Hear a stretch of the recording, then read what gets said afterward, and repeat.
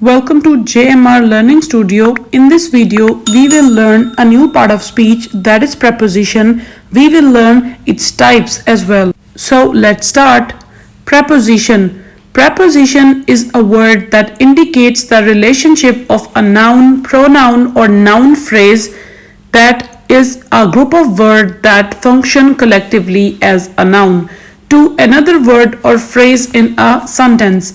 अब हमारे पास जो preposition है, इससे पहले आपने जो तमाम पार्ट ऑफ स्पीच है वो पढ़े हैं, जिसमें नाउन, वर्ब, प्रोनाउन, एडवर्ब, ठीक है, एडजेक्टिव, कंजंक्शन, इंटरजेक्शन मौजूद हैं. ये लास्ट पार्ट ऑफ स्पीच है जो कि है preposition. preposition समझने से पहले आपको नाउन, वर्ब, ठीक है, उनको समझना पड़ेगा और वो आपके हमारे चैनल पे तमाम वीडियोस मौजूद हैं, आप उसको गो थ्रू कर सकते हैं. preposition ऐसे वर्ड्स हैं जो कि किसी नाउन या किसी प्रोनाउन या जो नाउन फ्रेज होती है, नाउन फ्रेज बताया गया है ब्रैकेट में कि a group of word that function effectively collectively as a noun. Noun phrase जो है एक ऐसे 2 से 3 वर्ड्स का एक जो छोटा सा सेंटेंस होता है जो कि नाउन की तरह काम करता है. तो नाउन जो नाउन है या प्रोनाउन है या नाउन फ्रेज है, उन तमाम चीजों का जो लिंक आपस में एक बनता है, ठीक है, वो वर्ड्स जो वो लिंक बनाते हैं एक सेंटेंस का, एक नाउन का, एक प्रोनाउन का, एक नाउन फ्रेज का आपस में एक दूसरे वर्ड से, वो कहलाते हैं preposition. preposition वो पार्ट ऑफ स्पीच है कि अगर सेंटेंस में वो मौजूद ना हो तो सेंटेंस अपना कंप्लीट मीनिंग कन्वे नहीं करता. बात की जो सेंस है, जो बात की मीनिंग है, वो कन्वे ही नहीं होती. यहाँ पे नीचे स्क्रीन पे आपके सामने बहुत सी preposition लिखी गई हैं, ठीक है. यहाँ मैंने कुछ prepositions ऐड की हैं, वहां आगे मैं इसको एग्जाम्पल के साथ और उसकी जो कंडीशन है, जो टाइप है, उसके साथ 1 by 1 एक्सप्लेन करूंगी. फॉर एग्जाम्पल विद आप लगाते हैं किसी के साथ, एट जब आप लगाते हैं किसी जगह की तरफ इशारा करते हैं, फ्रॉम किसी चीज के जरिए, इनटू जब आप बताते हैं कि इनटू दैट और इनटू दिस यानी कि इसके अंदर या इस तरीके से, ड्यूरिंग जब आप टाइम की ड्यूरेशन दौरानिया बताते हैं, इंक्लूडिंग यानी कि ये जब बताते हैं कि ये चीज इसके अंदर शुमार की जाती है, until, against, among, throughout, despite, towards, upon, concerning, of, to, in, for, on, by, about, like, through, over, before, between, after, since, without, under. prepositions हैं, ठीक है, ये वेरी करती हैं सेंटेंस टू सेंटेंस. कोई preposition ऑफ प्लेस है जो कि जगह को डिफाइन करने के लिए, जगह चेंज करने के लिए बताई जाती है. कोई preposition ऑफ मूवमेंट है कि कोई जो है ना हमारी मूवमेंट को, हमारी जो हरकत है उनको डिफाइन करने के लिए, कोई टाइम को डिफाइन करने के लिए. तो हर जो आप कह रहे हैं कि सेंटेंस की टाइप है उसके हिसाब से हम preposition को यूज करते हैं.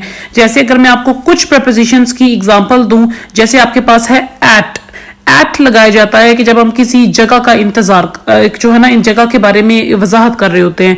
फॉर एग्जाम्पल अगर मैं कहती हूं कि मैं रेलवे स्टेशन पे इंतजार कर रही हूं, आई एम वेटिंग. अब इन द रेलवे स्टेशन तो नहीं होगा कि मैं रेलवे स्टेशन के अंदर इंतजार कर रही हूं, ऑन द रेलवे स्टेशन भी नहीं होगा कि मैं रेलवे स्टेशन पर इंतजार कर रही हूं, उसके ऊपर इंतजार कर रही हूं. मैं रेलवे स्टेशन पे मौजूद हूं, उस जगह पे मैं पाई जा रही हूं, मौजूद हूं. तो हम जगह के लिए लगाते हैं eight. I am waiting at the railway station. आपने देखा कि in और on भी prepositions हैं, लेकिन अगर मैंने वो लगाया तो पूरा का पूरा मीनिंग सेंटेंस का गलत हो जाएगा और वो एक स्टूपिड सा सेंटेंस बन जाएगा. तो preposition का ये छोटे छोटे वर्ड्स हैं, ठीक है, इनका सेंटेंस में बहुत इंपॉर्टेंट रोल है उसका मीनिंग एग्जैक्ट कन्वे करने के लिए. तो जैसे मैंने आपको बताया कि किसी जगह पे पाए जाने के लिए हम लगाते हैं एट, ठीक है. जैसे कि एक preposition है on लगाई जाती है जब किसी चीज के ऊपर आप इशारा कर रहे हो. फॉर एग्जाम्पल अगर मैंने बताना है कि ग्लास टेबल के ऊपर है, the glass is on the table, लेकिन मैं कह देती हूं द ग्लास इज टेबल, तो मीनिंग कभी भी कन्वे नहीं होगा, किसी को पता ही नहीं चलेगा कि ग्लास कहाँ है जब तक कि मैं ये ना कहूं glass is on the table, के ग्लास टेबल के ऊपर है. अब मैं से ये भी नहीं कह सकती the glass is in the table, the glass is under the table. No, glass table के ऊपर है तो उसके लिए preposition ऑन ही लगेगी. अब चलते हैं अपनी अपनी नेक्स्ट जो हमारी preposition की टाइप है वो है preposition of source. The preposition of the source are those which indicate the source of something. The most commonly used examples of these are by and from.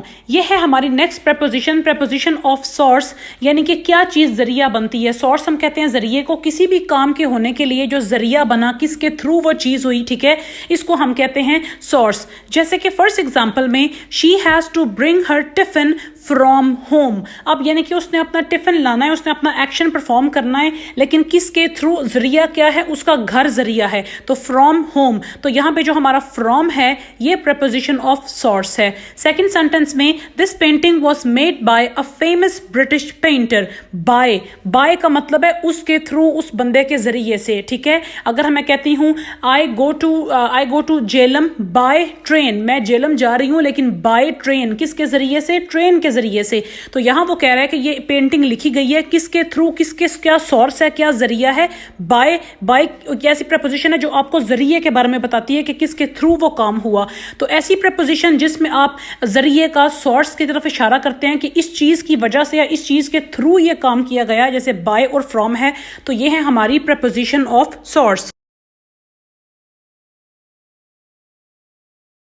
हाँ जी, हमारे क्विज में हमारा पहला सेंटेंस है I bought a cap from market. अब जो हमारी cap है उसका सोर्स, जरिया क्या बना, मार्केट बनी, तो फ्रॉम है preposition of source. Second sentence है शी केम बाय रोड. अब उसके आने का जरिया क्या बना, रोड बनी, तो किसके वो थ्रू आया, क्या सोर्स था, रोड थी, तो बाय रोड.